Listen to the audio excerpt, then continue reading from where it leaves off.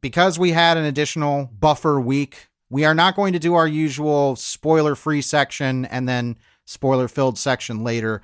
The spoiler wall, as we call it, is right here up front because it's going to be really kind of tough for us to talk about the movie without probably inadvertently spoiling certain things about it. So if you have not seen the movie, we'll just say we recommend watching it for anybody who is interested in it. Whether or not you're going to have a good experience with it, as always, your mileage may vary. It's a very divisive film. Greetings, loyal listeners and new recruits. I'm Drew Deach. I'm Travis Newton. And this is GenreVision.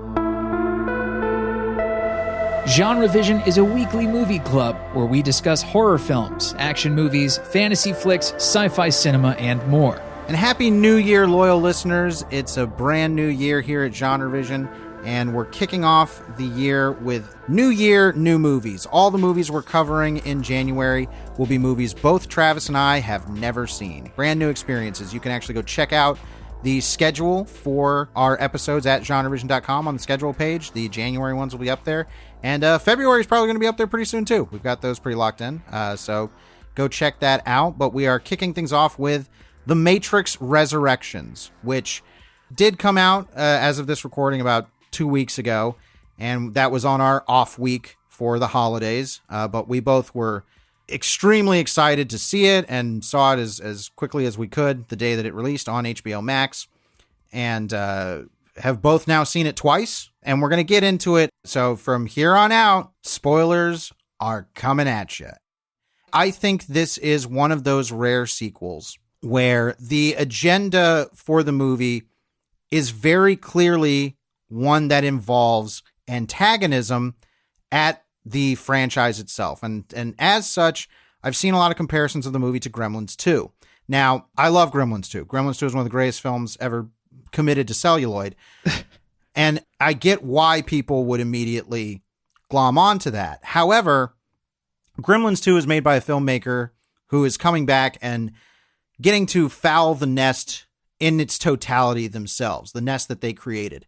And there is an element of that with The Matrix Resurrections. There's a good chunk of this movie, and I think, unfortunately, for a lot of people who aren't going to be able to get past it, that chunk is at the beginning of the movie. It's like the first 45 minutes or so. Yeah, it's about the first 50 minutes that becomes a long gaze into the mirror at what the Matrix is and the kind of legacy it has, and having to grapple with the fact that it was a cinematic revolution, like one of the few cinematic revolutions that you and I have had the privilege to experience in our lifetimes.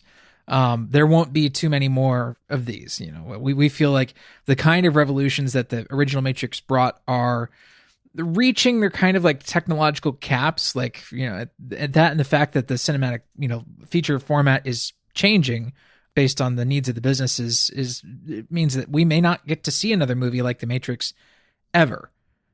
So with that knowledge in hand, what can The Matrix Resurrections do to comment, at the very least in an intelligent way, upon that legacy? What kind of future can be constructed from it? And the approach in this first chunk of the movie is to do that through satire. Yes. Which is interesting because if you go back and look at the other Matrix movies, there's elements of social satire, but it's not so in your face and so clear as it is in The Matrix Resurrections. Like, this is not a film made by the person who made the Matrix, you know, over 20 years ago.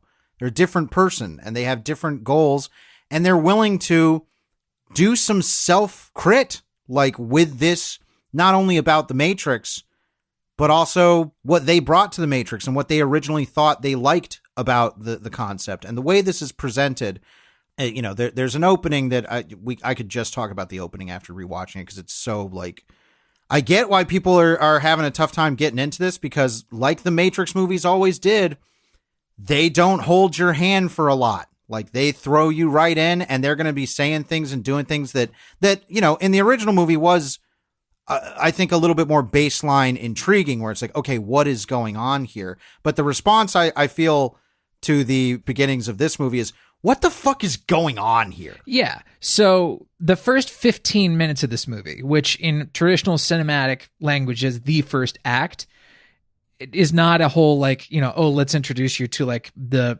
satirical premise. It actually is straight sequel stuff, but it's basically It's a straight remake. Well, it's characters commenting on essentially what is the opening of The Matrix and getting the audience caught up to speed with something really critical. And that's, okay, well, we need Morpheus back. The movie is kind of immediately acknowledging that, okay, well, this formula is not going to work without Morpheus. How do we get him back? So it's this incredibly breezy and super wacky trip into what's called a modal, which is basically sort of a pocket matrix designed to basically evolve other programs. So we get this voiceover from new characters, Bugs and Sequoia, who are jabbering all of this like technobabble at us in VO. And it's like they're using words like modal in like the first lines of the movie. And it's like, whoa, what the fuck are they talking about? There are accents, so it's difficult to tell sometimes what Jessica Henwick is saying without subtitles. It's not like she has a really thick accent either, but like she has to rattle off some heavy stuff very quickly. Well, and what I like conceptually about this idea of the modal, it's kicking off a movie with a dreams within dreams setup, which already is like, oh man, this is, everybody talks about and they make fun of in this movie that, the Matrix, it fucked with your head. It was heady. It was all this kind of stuff. And this one still is, but to a degree that I think is openly saying this is not for everyone. The Matrix, the original Matrix, was for everyone in a way. It was its goal. It wanted to be. Yeah, it was actually easier to get into. Yeah. Because, the opening of the original Matrix was so heavily dependent upon like things we already knew, like really simple visual language, like a really effective action scene that would have been, I think, almost as effective without dialogue. But this is actually really heavily dependent upon the dialogue because it's like philosophical very openly within that first 15 minutes where, you have Bugs played by Jessica Henwick coming to this new Morpheus who is actually kind of a hybrid of Neo's memories of Morpheus and Agent Smith. And she offers him the choice, the blue-red pill choice. And he fires back at her like, that's actually, it's not really a choice. And she's like, yeah, she says like the first time somebody put it in front of me and I, said it was a symbolic reduction of life. That's right. Yeah. She rattles that off really, really quickly. And I was like, I wasn't like first time I watched this with you, I wasn't watching with subtitles because I usually don't watch with subs the first time. And I missed that line. I just couldn't understand what she said. And it's a really important line too, because it talks about one of the movie's big themes, and that is, why are we distilling such important things down to a binary? Listen, we can just talk about the themes of this movie for the entire episode. We would touch on nothing else. That's one of the things I've learned to love about this series in general, is that they are endlessly able to pick apart. And in that way, yes, a big theme of the movie is, are binary choices really choices? I love that. Certainly that is reflective from Lana Wachowski herself, who is a trans woman. There's like 3 or 4 moments in the movie where someone is, quote, given a choice and a character says like, it's not really much of a choice, is it? Like what you're telling me. Right. It's also touching upon a lot of the original's themes of knowing yourself. And if you know yourself, if you know the path, then this whole universe is deterministic. You know what you have to do. It's not a choice. You're not here to decide whether or not you made the choice. You already made it. You're here to understand why you made the choice. There you go. Bingo. Without getting too in the weeds about how that relates to past Matrix sequels, that ends up being a very, very big theme of the movie. And then we transfer into what we realize this modal is actually code on a computer screen that Thomas Anderson is messing with. And it turns out that what's happened to Neo, apparently Neo is alive. He is in some version of the Matrix, which now the Matrix has been directly modeled to look like our world. I think that's something people forget about the original movies, is like the Matrix in that is not our world. Like it's extremely, different. Like it's sort of a heightened noirish version of our world, but it is in the film's sort of like satirical look at our world. It was essentially designed to be a reduction of our world. It was a symbolic yes, but reduction of life. In the sequels, however, they're like, oh no, we're going to call this like Mega City, and it's going to be, you know, like they actually defined it in the canon as something else that was not our world.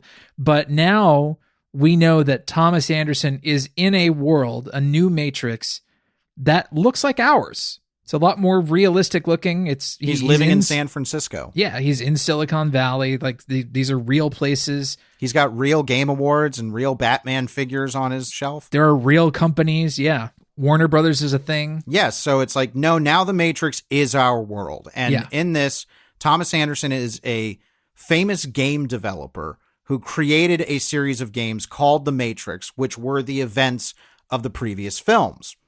And the company that he works for gets the order down that they're going to make a new Matrix game with or without him. And it's up, you know, which is another like, well, there's your choice. It's not really much of a choice, is it? Mm-hmm. It's like, I have to be involved in this no matter what it's going to be. And this whole stretch of the movie in which we're introduced to Thomas Anderson and we're like, okay, well, we the audience know this is Neo. What the fuck did they do to him?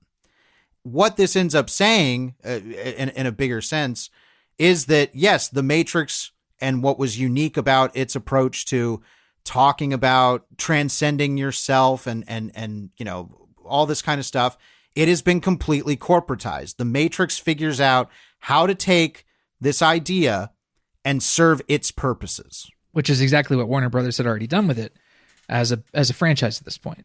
You know, sure, like featuring in Space Jam 2, it's like, yeah, this has reached like peak commodification. Yes, and Lana Wachowski, straight up, you know, there's so much of this movie that I will say, if you don't have any inkling of what's going on into why this movie exists the way it does, I can see that that's going to be confusing or distancing, because when Thomas Anderson's boss, played by Jonathan Groff, who we are immediately introduced, and it's like, oh, this is Smith. He's quoting Smith immediately, looking out the window. There's a statue of the Smith getting punched from the end fight of Revolutions. Yeah, the mega punch or whatever it is called. But yeah, they also, I think this is one of my least favorite things about the movie, they also made the choice to cut in a lot of footage from Matrix and the two prior sequels. Yeah, you didn't really like that. Yeah, at certain moments, I understand why it's there, and I think at certain moments, it's absolutely the right choice, but I actually think they do it way too frequently. I'm like, come on. Like, you don't need to constantly tell us that this is like Smith or... Well, here's the thing. One, you're assuming most moviegoers actually like know this stuff, and it's because we're giant Matrix dorks. But does it matter? Yeah. Well, here's the thing. The way that I took it on the second viewing, because I didn't mind it, because I was like, I get why this is functionally there. But upon second viewing, I realized, no, it's not. That's not just being shown to the audience. Neo is seeing that. Like, it's very clear from his reactions and moments that is imagery that is going through his head, and that's why he's starting to doubt his own reality. Yeah. So I understood, because it's very clear on if that wasn't there and you were just relying on Keanu Reeves's reaction shots, you'd know it's like, okay, that clicked something for him, but then it's going to be a whole bunch of like people who don't remember, like, yeah, remember that one time like Trinity looked back at him? Like, you know, which you and I will remember, but most people won't. Yeah, but do they even need to be reminded? Like, I really don't think they do. There's a lot of moments where it's like, I don't think anybody really needed that reminder of that prior shot. Well, certainly stuff from the sequels, because that, you know, yeah. You know, so this setup where it's like, okay, Neo is now a Thomas Anderson who is seemingly, you know, plugged back in and seems to be living his life, but then we get glimpses of, oh, he doesn't actually look like Keanu Reeves in Reflections. He looks like this older balding guy, and then he continually runs into this woman. Well, he doesn't run into her. He just sees her at this coffee shop he goes to, who ends up being named Tiffany. She looks like Carrie-Anne Moss until we see her reflection, and she looks different. And there is a lot of mystery going on here that I think if you don't have an investment in The Matrix and what's gone on in these movies, and you're excited about the revelations that are going to come, it's going to be so fucking frustrating. Sure. Like I said, the reaction is going to be, what the fuck is going on here? Instead of leaning in and being intrigued. But, you know, for Matrix dorks like you and me, every moment was like, oh yeah, what is this? Well, there's also a consciously grating element to this entire like 50-minute chunk like at the beginning of the movie, because it is a very direct satire. It wants you to know it is a satire. There are hints of Gilliam. It is very bluntly satirical. There's a musical montage, for God's sake, something that we really have never gotten in this form in any Matrix movie. Like grating, annoying comic relief characters. Like they eventually reveal that he's a handler program, but this guy, Jude, who accompanies Thomas everywhere, who's just like really, gruff voice fanboy, is like really annoying and has all these stupid quips and makes all these terrible jokes. It's like, oh my God, he's movie poison. Yes. But the movie also wants us to know, like, this is very directly, Lana's like, this is what a bad fanboy is. Oh yeah. I mean, well, that's part of it too. And something that, this is not my shelf pick, and just saying this is going to light certain fires. But there is a kinship between this and The Last Jedi. Sure. In terms of how it wants to critique itself and critique the people who have enjoyed it. Except Lana Wachowski's actually being more antagonistic. Oh, by being so blatant and blunt, like right out the gate, like, I can see a criticism of this being like, there's no intelligent symbolism to be had. They're doing it right on Front Street.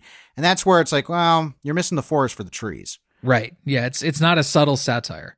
The thing is, after you get past this particular part and you get back to the, like, I knew this is what was going on. Neo's alive. He's in a pod. I recognize this. I recognize the machine world, all that kind of stuff. When that kicks off, there's way more that the movie's talking about than just the, man, it sucks that the Matrix became a franchise. Mm-hmm.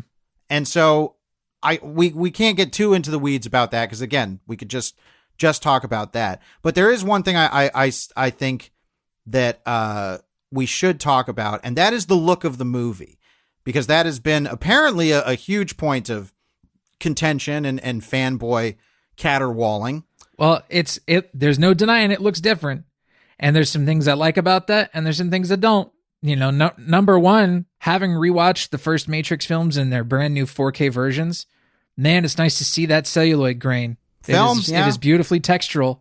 Yeah. This one, it is like digital gloss. Motion blur aplenty. There's a particular look to motion blur, particularly in low light scenes on certain digital cinema cameras or with certain settings, where there's just sort of this milky video look, and it's a lot of times unavoidable. It's just not going to look like celluloid, where motion blur is not broken up by the texture of the actual emulsion. Like the grain's not there.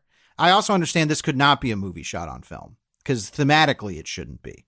Like thematically, I think it should reflect that evolution in filmmaking technology for good and bad, because that's what this movie is partially talking about, is the evolution of technology for good and evil.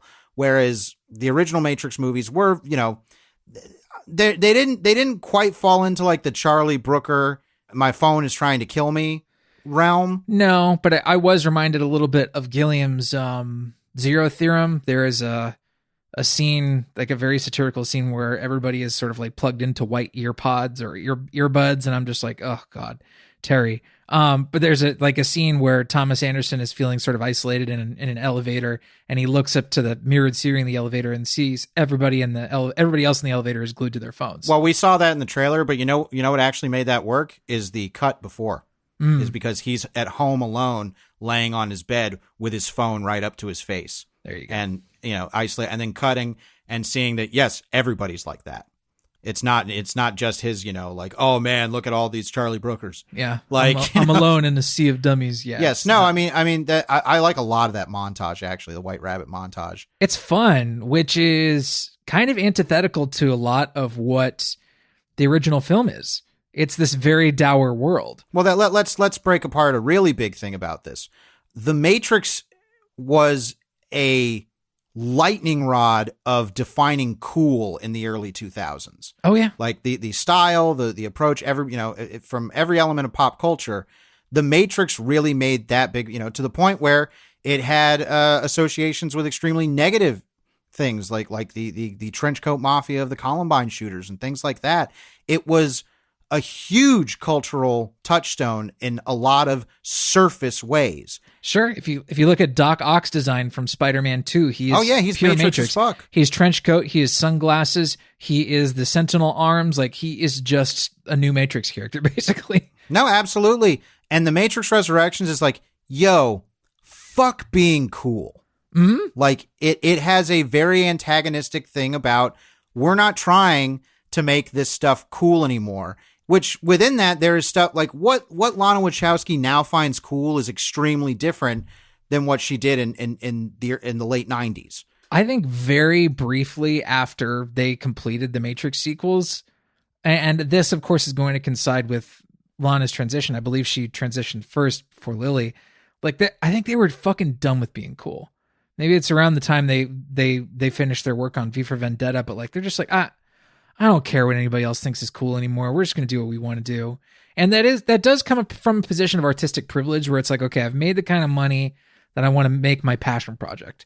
And so they started doing stuff like Speed Racer, Cloud Atlas, and they had a position of privilege in the industry to be able to spend money to do those things, just make flop not after be spending flop. their own, not be spending their own money. You had huge flop Speed Racer, Cloud Atlas, which is not really a flop, but it also, didn't exactly set the world on fire. And of course, it did not do well. No, it did not do well and has aged in a very strange way. And you had Sense8, which was canceled after 2 seasons. And of course, didn't always do super well critically. And, Jupiter Ascending, of course, was a bomb. So you have these creators who have essentially abandoned everything that sort of made them popular and cool and what the world had taken and gleaned from the Matrix, or at least from its surface elements. Well, that's the thing. They stopped thinking about what the world would think is cool and just considers like, what did they like? Like, what did they think is cool? Sure. And that's very reflected in the Matrix Resurrections. And a lot of that is like, yeah, it's not the cool, sleek, black trench coat, double machine gun firing stuff now. Now it's Yahya Abdul-Mateen II in a big, beautiful, flowing red robe holding a martini. Yeah. That's what they think is cool. And it's really fun because it has a great sense of humor to it. It is irreverent. That word has been thrown around a lot to describe this movie, and I couldn't agree more. It is very irreverent. I think it's irreverent of itself, but to say it's wholly irreverent kind of dismisses a lot of the other, I think, better musings and ponderings that are going on that exist outside of just being a satire of itself. Sure. Yeah, I agree.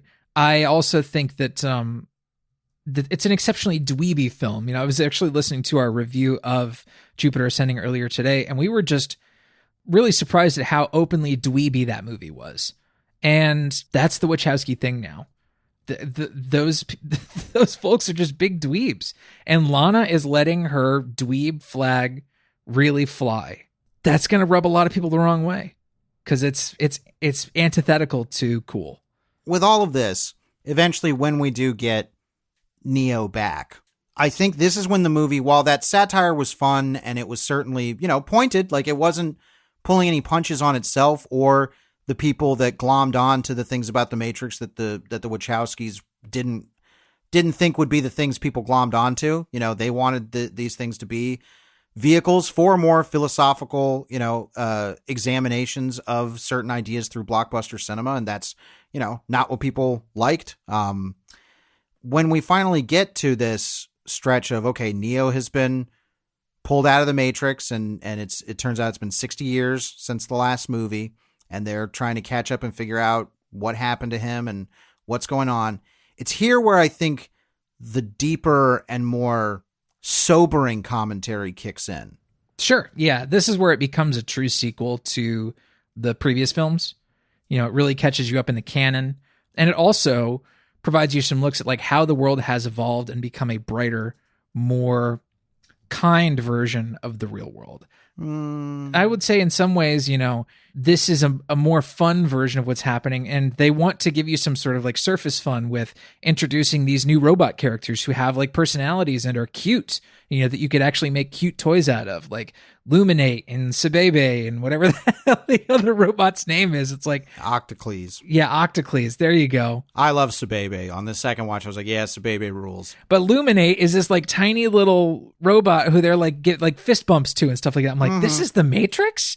It's jarring. It's jarring. Well, that's the thing is that like you're saying, things are still bad, but things have changed for the better that we realize. It's like, yes now that what Neo did at the end of Revolutions woke up a lot of machines and were like, hey, maybe we don't have to be at war with humans. Sure. Like maybe our relationship can change. Like there was peace for a time. And that peace was what allowed some machines and programs to decide to side with humans, and others apparently did not. And there was a big machine civil war.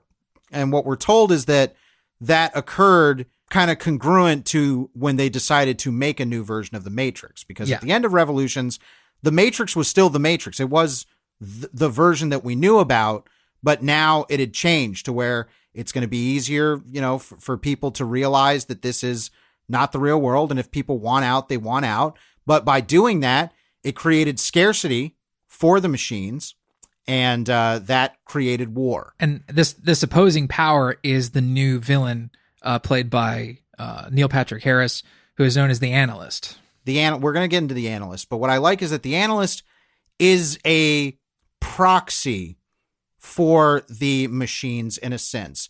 In the other sequels, the Architect, like he was it. He was the big bad guy. He represented everything. But in this one, the Analyst refers to the suits, and other characters refer to the suits, which are apparently another ruling power, some conglomerate of machines or programs.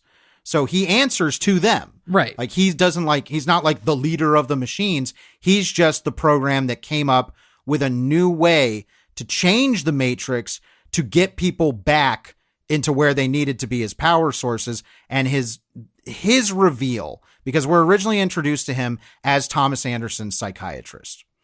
And originally when we were looking at the marketing material, I certainly had some worries, but you were very much like, I don't like how this is casting therapy as a bad thing, as another means, a negative means of control and a system of control. Yeah, I wasn't into that. But that's not, again, that's the surface. That's barely even a surface read now that we know what we've seen. Yeah. Because the Analyst is a symbol of the new tech normal.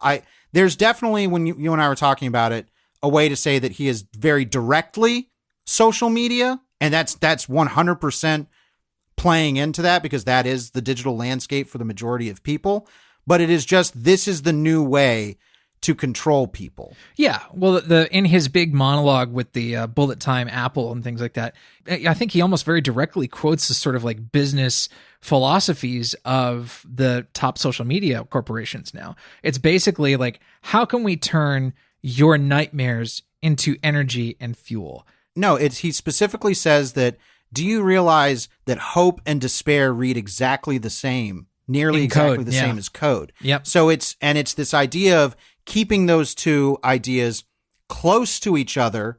And that is what actually motivates people, because, as he says, my predecessor cared all about facts and he was fussy, and he realized, and what I realized was that human beings don't care about facts. You care about feelings. Are so much easier to manipulate. Well, feelings are what actually matter, because the only world that matters is the one inside your head. Mm-hmm. And so for that, feelings are a way to much easier, to control you in a much easier way. And so it's very clear that he has devised that the new way of the Matrix is to keep people completely on that, walking that tightrope between hope and despair. Yeah. And believing that that's what they need to feed into it. And as he says, it's like, my productivity rating is the highest. I keep breaking records year after year. Like, what I'm doing, people stay in their pods. Like, they don't want to get out because they like this. It's an interesting memory I'm getting right now. I read earlier in the year Grant Morrison's Super Gods,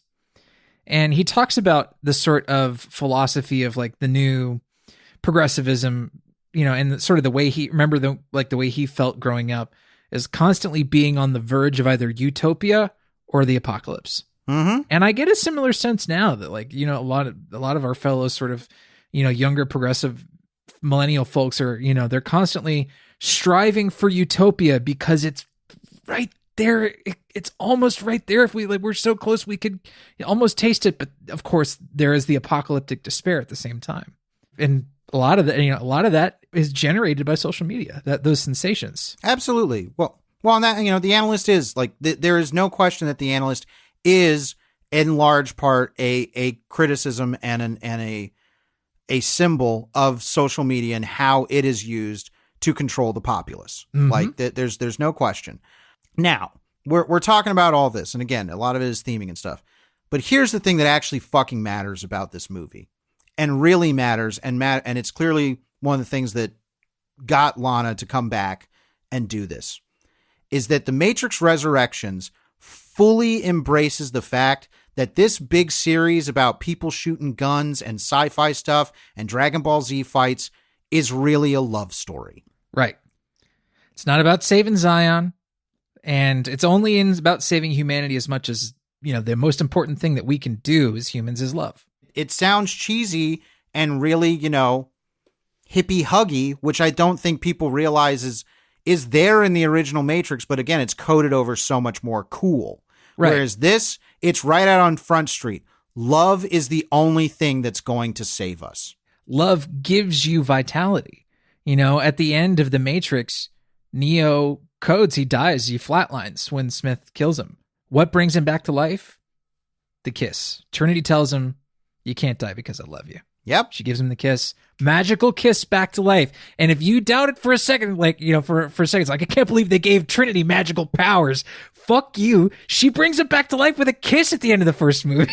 Well, from the outset with the sequels, the Wachowskis were already interested in deconstructing and honestly tearing down their entire The One Chosen prophecy idea. Yeah. It didn't even take them that long to realize that actually sucks. Yeah, because it's not. It's also, from a logistics standpoint, it's also not good for a sequel because it's where do you go from here once he's Superman? What do you do? Well, sure, but I think what they took away from that was, of course, Chosen One stories have been around since time immemorial, and there's a reason they work. We get why they work, but by the time they already hit the sequels, they're like, actually, this is really reductive, and clearly, I think when they saw the kind of influence that the Matrix had, especially on young men who were committing violent acts that were in some ways, referencing the Matrix, I think they went around and were like, yeah, this idea empowers bad choices. Mm.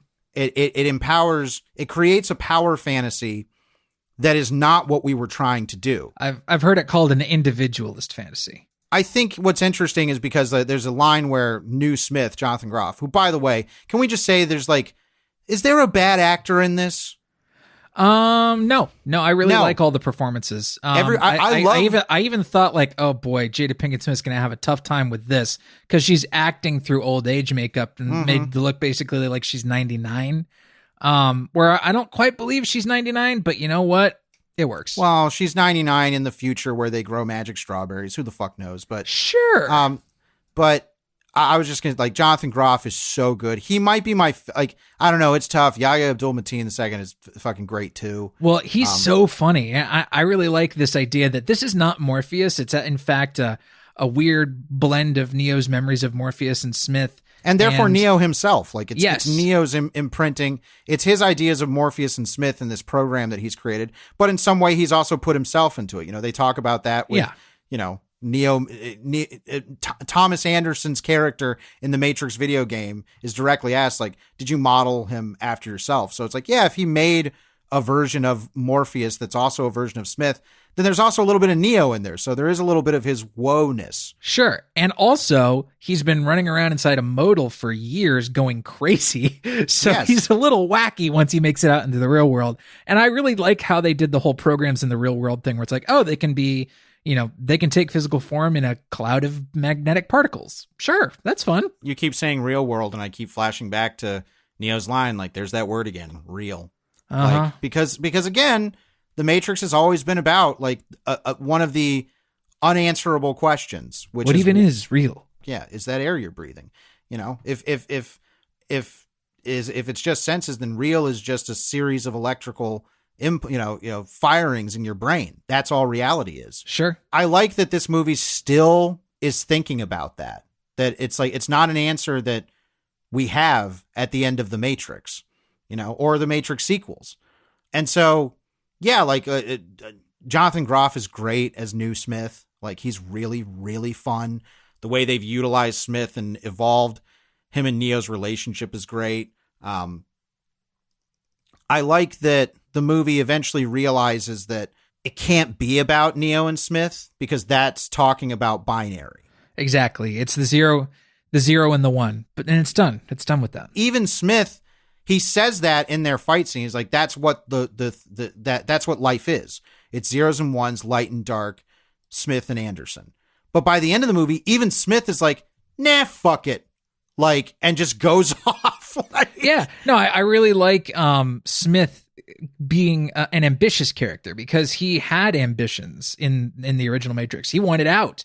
He made that very, very clear in that first movie, but now he's like, I have such dreams, Tom. And I'm like, oh, I love that line. That's the line that I was coming back to about talking about things that people took away. He says, like, I have dreams. Most of them are just violent revenge fantasies. Yeah. And it's like, oh, yeah, like Smith is still the nihilism about what this kind of stuff can do to people, about the positions they can take. But the movies, I'm not trying to say, also, I want to say it's not like, well, the Matrix made people into violent killers. It's like, no, this movie even straight up says no to that. Saying that it's like, oh, well, because the analyst comes from this position of like, oh, you're, fiction, what happens is when people take this fiction and adapt it into their own reality, and we don't want anyone to get hurt, do we? And that really feels like people saying to the Wachowskis, like, you don't want to make another Matrix because you don't want somebody to co-opt it again, do you? And that's another form of control. Sure. All of this is going on in the movie, and we haven't really been able to talk about the story. I want to get back to the love story because that's the real plot drive of all of this other stuff. Well, it's also the heart of the film. I really like that the heart and the mechanics of the film are aligned. It feels true to itself in a way that I know will distance some people. I know that's why it's divisive. Once Thomas Anderson has that awareness of Tiffany, or like once he talks to her for the first time, it's so single-mindedly driven. Like, even like that's what changes Niobe's mind to be like, yeah, this is a mission worth undertaking.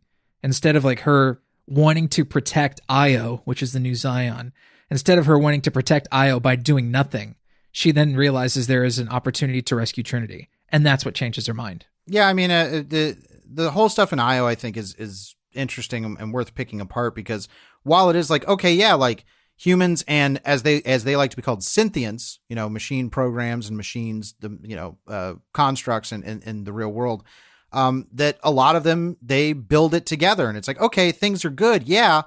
But they've also taken on an isolationist standpoint. Correct. In the original ones, Zion was isolationist because that was it. There was a binary war going on. Right. Now that there is a world where machine beings and humans can coexist and create something together, now it's like, all right, we got this. Shut everything else out. We don't want to be doing anything that could even potentially damage this, even if it's the right thing to do. And it's understandable because they had peace. Niobe has this beautiful moment where, when she hangs out with Neo for the first time after he comes back, she points in the air and says, "You hear that?" And there's nothing. And that silence is beautiful. And I think symbolically very beautiful for what Niobe's talking about and like her whole position. Well, yeah. While I think the movie demonstrates that her position is, if not untenable, it's not the right decision. It's not the right choice. It absolutely does everything right to justify why she would make those decisions. Absolutely. It's like, yes, I understand. I don't agree. It's like, of course, also, it's like, no, you should go. I don't, she asks Neo, again, another non-choice choice where it's like, is rescuing Trinity worth, endangering all the people here in Io? And it's like, well, when you say it like that, then it's not a choice. Yes. But for him, he knows it's the right thing to do. And But her entire dialogue about, saying like, for years I didn't believe that the piece was real. Like I was, I was at war since I, got out of the Matrix. Like it's all I know.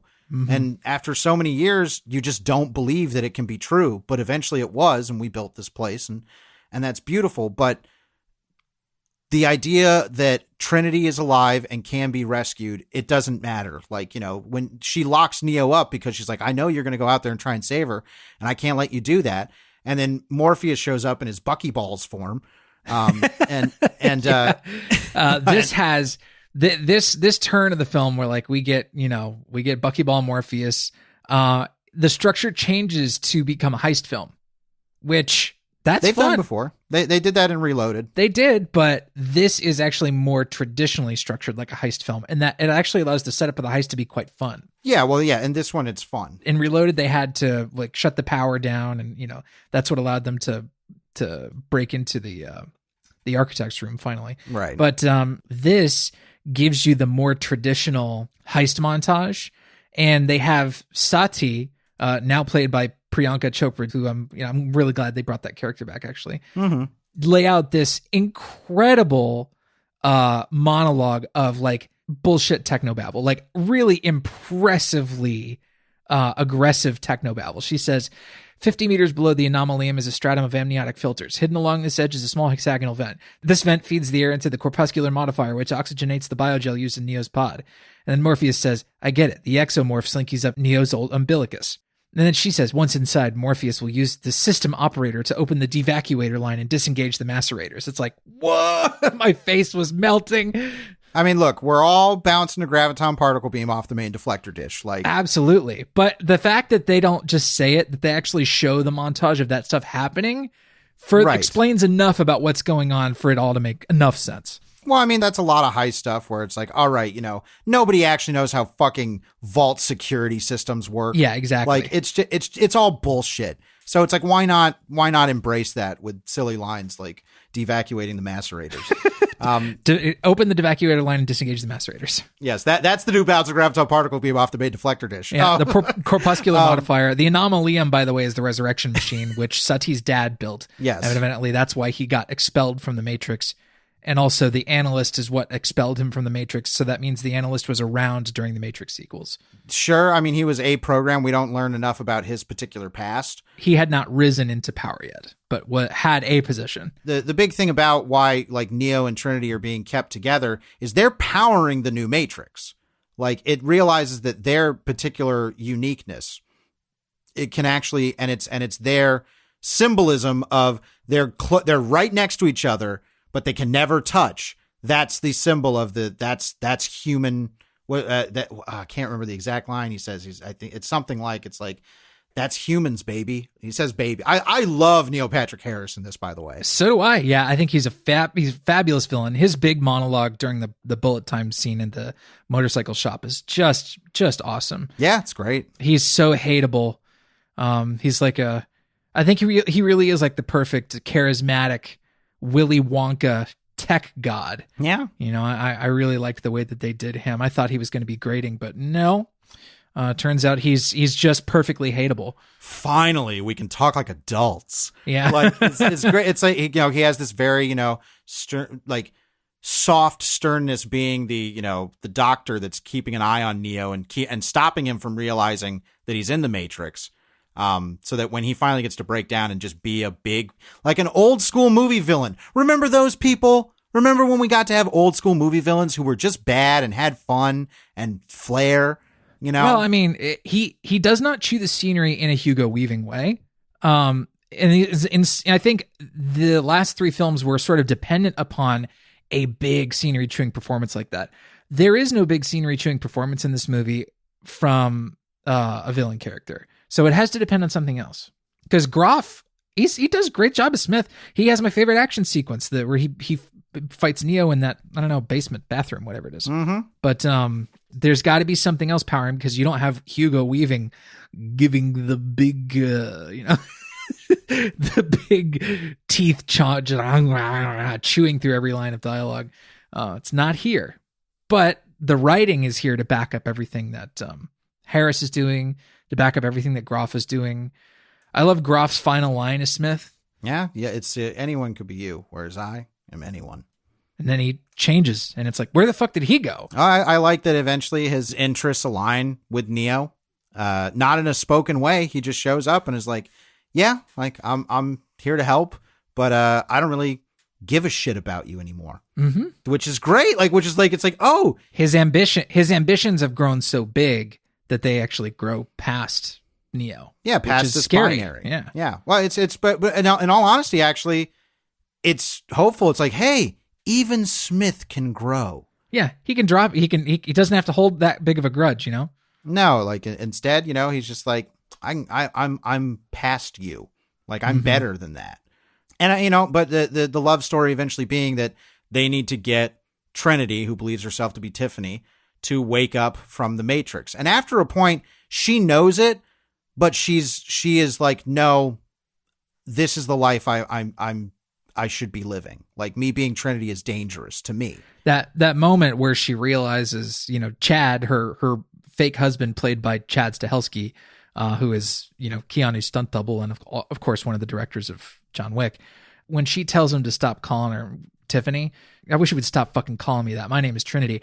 I put my hands up in the air. I was like, yeah, girl. Oh yeah. I mean, it was a lot of fun. It's made to be the big hurrah moment, but earlier than that, even when, in the garage scene, when Keanu says like Trinity and she says, you shouldn't call me that.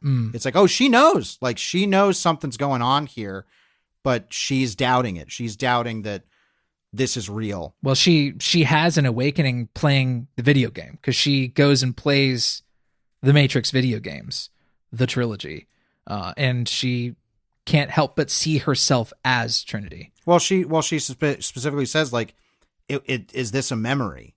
Because that's another big thing that's hit upon is that, our fiction just, memories that we've transformed. It talks about the very fallible nature of memory and the way that we narrativize our own lives. Right. The memory is fiction, but does that make it any less real? Exactly. Morpheus asks that. And we also feel like, why does this story feel like a memory? That's another line. So this gets brought up 3 or 4 times. So the movie's trying to hammer that home, where the stories we tell ourselves are fictionalized to some degree, but of course they're real because our inner lives and our feelings are real. We want to validate our inner selves. That's why we have this persistent self-image, this digital self-image that tells us who we are. Even though we may look different to other people, there is this vision of ourselves that we see in the mirror. Well, which is how other people see us. Yep. So these personal fictions we live in, even though they are fictions, doesn't necessarily mean they're trivial. In fact, they could be incredibly important to who we really are, and how do we self-actualize. We know ourselves. This is like everything the movie's talking about. I love it. It's beautiful. And it goes back to the first movie. Like, it's not new. Like, it's looking at ideas that the very first movie had and realizing that we came at some of them the wrong way, or that the world has changed in a way that now we need to approach these ideas differently. Right. And that's extremely adult and difficult. The first film was talking about a violent revolution, revolution with guns, which, draws upon a lot of, left-wing overthrow imagery. And it also talks about in a necessary way, the importance of religious extremism in politics, because Morpheus, in no uncertain terms, in the first movie, is a religious extremist. Sure. We can, let's just talk about the Matrix now, because we could just go back to that. Yeah, and they kind of deal with that legacy of him, being remembered as this sort of religious, but like the only true believer. They see that statue of him in the caves at Io. Yes, which again, he was told straight out that the one wasn't real, but even after Neo was supposedly dead, he latched on to that belief. Mm-hmm. Then there's also some great shit, which one of the issues that comes up with the original trilogy is the idea that the agents take over people who are actual humans in pods. Now, again, symbolically makes total fucking sense. The whole idea is that after a certain point, you are part of the system. You may as well be an agent because you are perpetuating the system of control that is in power. So of course an agent could utilize you. Yeah, the cop lives in your head now. But then just tactically that became an issue where it's like, okay, well then they're murdering people. They're not just killing programs, you know? So they had to change that in the sequels real quick, where it's like, no, they're just fighting programs now. These aren't humans. Whereas in this one, they come up with the idea, which again makes sense for a more modern commentary and technology, that the analyst is like skinning an agent over what they call a copper top, which is a human plugged into the pod. Yeah. Yes, is way more difficult and time consuming than just absolutely inundating the Matrix system with bots, with just total programmed, mindless drones. He also says like developing new and better agents, like actually developing a better policing system is too taxing. Why would he do that when he can just pump out drones, bots, swarms that will do his bidding? Yes. Unintelligently, which is, by the way, a fucking insanely pointed political statement. Oh, yeah. The implications of that are dark, and they only get darker. Well, I mean, I think it's a literal discussion about actual, like, how, yes, agendas have been created by creating bot armies, like, you know, in politics, including everything to movies. Like, you know, there's that Director in the Jedi documentary where Rian Johnson goes like, I'm getting all these like Russian bot accounts like spamming me. And it's like, yeah, I mean, that essentially what happens in this movie is the analyst activates a bot swarm. So it's like a DDoS attack essentially and the way that they visualize this is all these people jumping out of these skyscrapers and dive bombing onto Neo and Trinity as they're trying to escape. It's an awesomely dark idea. It is. You know, you see the Matrix code falling in their eyes and stuff like that. It is really creepy. And when they explode, they turn into like Matrix blocks and stuff. Yeah. You see like it used for a very, I think, potent moment of horror that also has some dark comedy in it, where you see somebody's, the interior of somebody's bedroom, you know, it's some sort of high-rise apartment, and it's a man and a woman sleeping in a bed, and the man wakes up and is a bot and jumps out the window, and you see the girlfriend screaming. So you actually see from the perspective of one of these bots, like, you know, what their life is like. Well, not the bot. I mean, from what I love about having that particular scene is it adds more commentary on it. It's like, oh, you could be sleeping next to a bot and not even know it. And by that saying, like, not only are bots actual bot accounts, but a person can be turned into a bot. A mindless drone for an agenda that actually does not service them and is willing to sacrifice them for its own needs. Bingo. God, great. Damn. Like, awesomely dark. The only thing left to really talk about in any level of detail with this is the ending, or we're just going to go on and on and on and on. So the ending, once the bots chase Neo and Trinity up to the top of the skyscraper, we get some fun action beats with the helicopters, but you know, the action up to this point, it will never reach the revolutionary highs of the original Matrix. And Lana Wachowski just knows that. She's like, look, you know, there's going to be martial arts in this film, but we're not going to get Yen Wu Ping. Right. So we're not going to make this a kung fu movie. Bullet time is dead.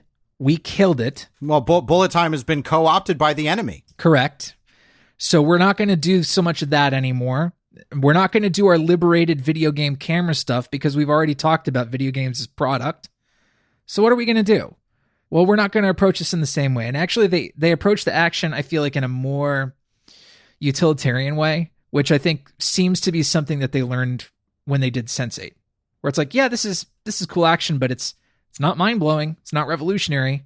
No, but it has trippy moments like that opening sequence where they get into the back doors and like Morpheus falls through one door and reorients. It's like, yeah, that's cool. But also at this point, hey, we saw Inception too. Right. Like, you know, they know what they've influenced. So they're like, we can't really do that again. So it's not going to be what a focus is. Sure. And in the original Matrix and often in the sequels, the Matrix gave you moments of extreme slow motion to help you as the viewer appreciate how cool it is. Matrix Resurrections is not nearly as interested in that. No. So the ending ends up being that they run to the top of the skyscraper, and this is the moment where Trinity and Neo decide they can't go back, so the only thing to do is jump. Now, this has been portended earlier when we find out that Neo himself has had these moments of awakening and has tried to jump and has done a jump at least once before, if not other times. But the Matrix, the analyst, is able to reel him back in and and tell him that, no, that's fiction. That's not real. Like, that's not a real thing that you're experiencing. And in this moment, when they jump together, Trinity is the one who gains the ability to fly and is holding Neo. And of course, a lot of people are like, oh man, they wokeified and made Trinity the One, which immediately, like, you guys don't understand. The One is bullshit. Like, yeah, they've been telling us all along that the One is bullshit, but I can see why some people would see it as like a kind of pandering #girlboss moment. But really, it is the Matrix not only trying to, I guess, be a feminist text, but it is actually reckoning with its past sins and its legacy. They did Trinity pretty dirty in those movies. Oh yeah, I mean, they talk about the thing that you were attracted to was the fact that you were part of a doomed romance that could never be, and it's like actually talking about the kind of reevaluating the toxicity of that. And in this, it being Trinity is the one who helps activate their superpowers, which in this is not like superpowers. It's symbolism for like self-transcendence and like awakening and stuff like that. Yeah. So she is the one who's able to get Neo and fly him out of there. And they win. They get Trinity out, which means that the new Matrix has been destabilized. And that because of this, they're either going to purge this version of the Matrix or something else has to happen. And what this movie comes around to, which is something that this is the thing where it's like, this is the most revolutionary idea in the movie in comparison to the previous ones, is saying that, you know what? The Matrix, which a lot of people again will just say is like, oh, that's the digitally simulated world. It's like, no. The systems that are in control here can work, but we have to change them for the better. Yes. It's not an entirely anti-capitalist statement. It's like, look, we don't have to tear it all down. You know, we don't have to commit this act of apocalyptic violence to burn it all. We understand that the kind of anger and the edginess that, you know, we feel, especially as young men, the kind of righteous anger that we feel, like there is a time for that. And I think Lana is saying that, at least for her, that time has passed. Well, I think more specifically, and again, to boil it down, is that this system in place, because the analysts, they go and fly and, you know, break down his office and come in and he says like, y'all won, victory, great. But here's the thing. It's not actually going to change anything because people don't want this sentimentality that you're showing me. Yes, like, exactly. It's that the system in control cannot come from a place of love. It has to come from a place of fear and want. And Neo and Trinity come straight up like, we didn't come here to bargain with you. Like, we're changing things. And so he says in a bit of, again, realization and meta stuff, he says, go ahead, paint the sky with rainbows in relation to the much derided ending of Revolutions by fanboys who wanted things to be shot in the face. And film critics. Sure. That he says, paint the sky with rainbows. It's not going to change anything. And then Neo and Morpheus are both, or Neo and Trinity are both like, yeah, we are going to change stuff. Actually, you know what? I kind of like the paint the sky with rainbows thing. Kind of a good idea. Yeah, it's a weird kind of tonal whiplash moment too, because Trinity is just like slit this guy's throat and kicked his jaw off.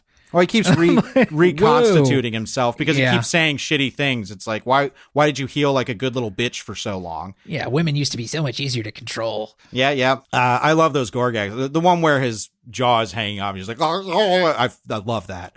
But then they echo the ending of the first movie. But what I really like, I caught on the second one that I didn't really appreciate, is throughout the movie, we keep seeing this, what's the specific term of it for like the starlings that make the swirl in the sky? Oh, murmuration? Murmuration, yes. We keep seeing that, and these, there are moments throughout the movie where we see characters very slightly glimpsing the code of the Matrix and things, like drops of water on a mirror. And in these starlings, we see the Matrix code shimmering a little bit. And Thomas Anderson keeps seeing it early on. It keeps popping up, and it pops up at the very end, and it's making the same. It's all these, beings and, following the same pattern, and Neo and Trinity bust through it and just break it. And then they come up to the camera, and the last image we see is Trinity with a big grin on her face. And it's like, it's a very different kind of hopeful ending than the original Matrix had, which again, the original Matrix is like, I'm going to show you a world without control, and it's going to be in my big, black trench coat flying around and being badass. It's like, no, this one is, it's a world that can only change. We can only break these patterns, these codes, if we join together in genuine love. And considering that a big reason that Lana decided to come back and do this was because of the death of her parents. And she said, like, I can't have my parents back, but I could have Neo and Trinity back.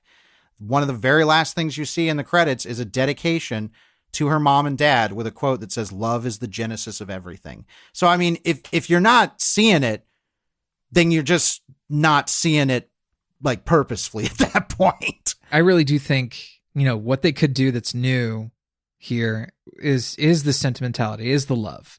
That is what I think ultimately makes the argument for this movie's existence at all. Because of course I wanted more Matrix, but it should also be different.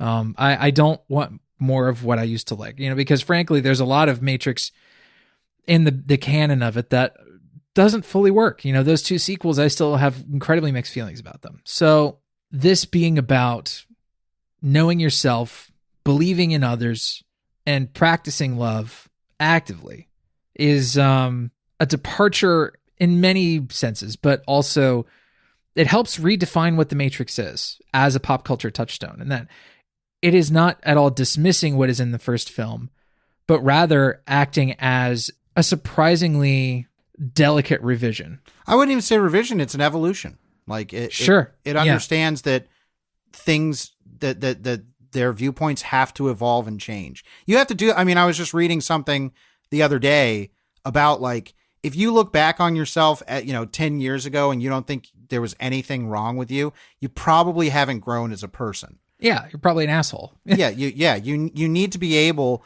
to criticize yourself and grow and change. And it's not something that just ends one day, like you should be doing it until you die, essentially. That's the Matrix Resurrections, like, saying that. It's like, we have to grow and change from what we were, if we're going to make this work, if we're going to survive. And it's absolutely one of my favorite films of the year. I was filled with such trepidation going into it, especially because a lot of it had gotten spoiled to us from reports. Some that I reported on at work, and a lot of it was like, man, these are big, weird, scary swings that I'm hearing. Warner Brothers is going to be name dropped. Like, whoa. But upon seeing it, I do think it's probably going to be the last of a certain breed of blockbuster that we get. And hopefully it will find its audience and gain appreciation over the years, because it absolutely deserves it. And I think it turned out even better than I had hoped for. Yeah, I think just looking at the list of, like, information that leaked about the film, it was pretty intimidating to be like, oh no, like, is this it? Is this what it's going to be? And to my huge surprise, yes, it is, like, all of those things, and somehow it manages to package these things in a movie that's real fucking good, and wholly unexpected. Yeah, so absolutely fully recommend The Matrix Resurrections. Can't wait to hear what you all think about it in the comments. But we will head over to the shelf now, where we picked a movie as a good pairing or substitute for our main topic. And we encourage you, listener, to go to GenreVision.com and comment on the post for this episode with your own shelf pick, because the shelf is this thing that we are creating together. It's our own surprisingly beautiful matrix of, just recommendations and stories that we want everybody to check out and be aware of. And it's something we have to build together. So if you do leave a shelf pick by commenting on the post, we will feature it on next week's episode. Travis, what are you going to pull off the shelf for The Matrix Resurrections? Well, I didn't feel like pulling off another movie, but I did feel like maybe this is something that would pair especially well. This is an educational video by the YouTube channel Kurzgesagt. It's a German word that basically means in a nutshell. And the whole idea of Kurzgesagt is to be able to take complicated scientific topics and explain them in ways, wrap them up in a nutshell that are essentially digestible in 10 or 12 minutes on YouTube, or maybe even less, or shorter times. So the video that I'm talking about is called We Lied to You and We'll Do It Again. And it talks about the necessary truth of distilling difficult scientific ideas and distilling them into models that are essentially lies. But the important thing about using these lies, these fictions, is that it actually allows understanding. It is what begins understanding of a complicated scientific topic. Or it's like, if we can introduce you to these very simple ideas, you'll begin to grasp what this thing is. You will not understand it, but you will begin the process of understanding. And so that's why we have, as a society, so many misunderstandings, and we walk around with so many incorrect ideas about the way the world works. We were given these little lies about how certain things work, and some of it is just straight misinformation, but all, these models of how we understand the world works grow and change. And I think this this idea of being able to distill really, really complicated ideas into something that is easily swallowed, like a pill, is something that is on the Matrix Resurrection's mind. So I urge you to go watch this video. And I also urge you to watch anything on the Kurtz Kazak channel. It's quite nice. Yeah, I've watched the animations are beautiful. So that's what I've pulled off the shelf. Drew, what are you pulling off the shelf? It's been said before. Obviously, everybody's had plenty of time to watch the movie and make comparisons, but it's one of my favorite movies and one that does bear similarity to the Matrix Resurrections. This is Wes Craven's New Nightmare. I think I've just come to accept this is my favorite Nightmare film. Maybe my favorite Wes Craven movie. Yeah, I think it's my favorite Wes Craven movie. Wow. When we were talking about Gremlins 2, the comparisons to Gremlins 2 I get because it's like, oh, they're naming Warner Brothers and they're taking the piss and stuff. But that's not what's going on in the Matrix Resurrections. It's actually really trying to reckon with itself in a deeper way. And that's what Wes Craven's New Nightmare is. It's coming back 10 years later and Wes Craven looking at like, what did I do? Like, what have I done? And was it worth it? And why? It's in a lot of ways, I understand people not liking it because, as I've heard said about before, it's not a good Nightmare on Elm Street movie. Nope. It's not a good Freddy Krueger movie. No, because it's not. Like, it's not that. It's something much more adult and deeper. And in a way, and Craven has said this himself, it was made much more accessible when he came around to do Scream. Because he said that when he made New Nightmare, looking back, he was like, Scream was made for the audience who watches horror movies, and New Nightmare was made for the people who make them.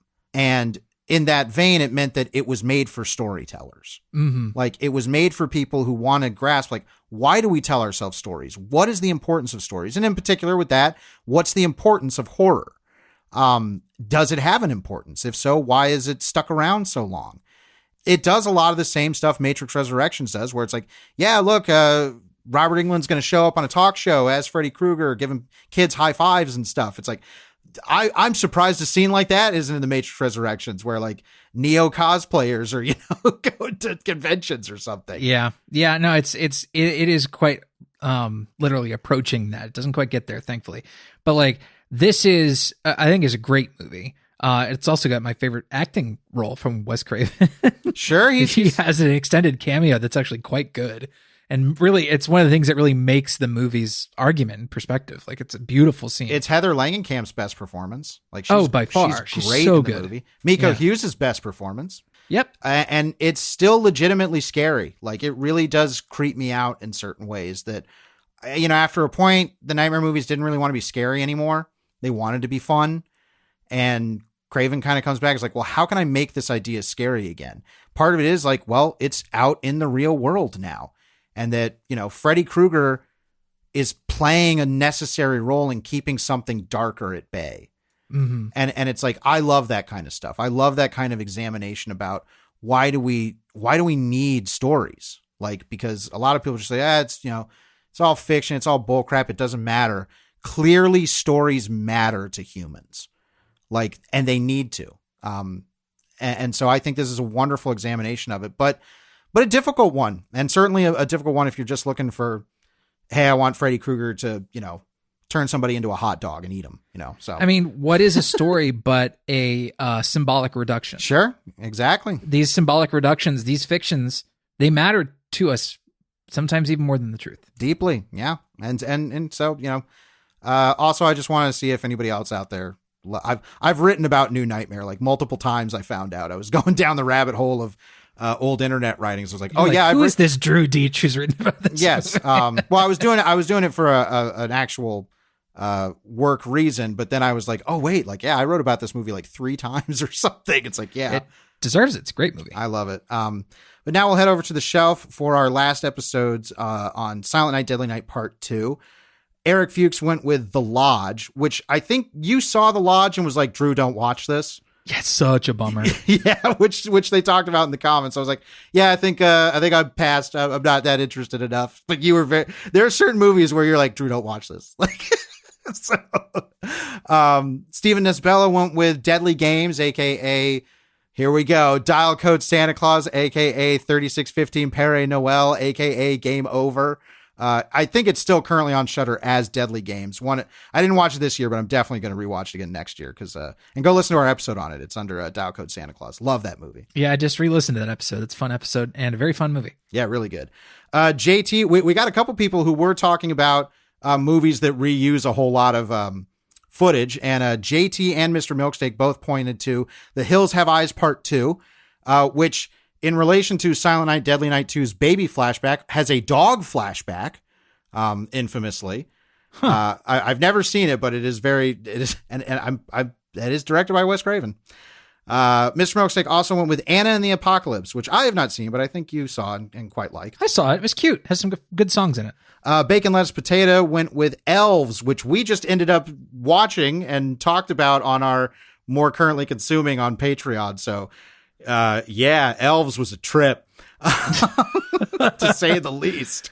Oh boy. Jetpack Jesus went with Santa's Sleigh, the Bill Goldberg holiday slasher, and Bob Harmon went with Dollman versus Demonic Toys, which is another Charles Band pretty much like shot only like 27 minutes of new footage and then just cut everything else in, and like every full moon thing, thanks to the opening and closing credits, the real amount of film is only about like an hour or less. So, what a wonderful huckster. Thank you, everybody. Shelf is always one of my highlights when we do these episodes. And so now we'll wrap things up with some calls to action, because these are important.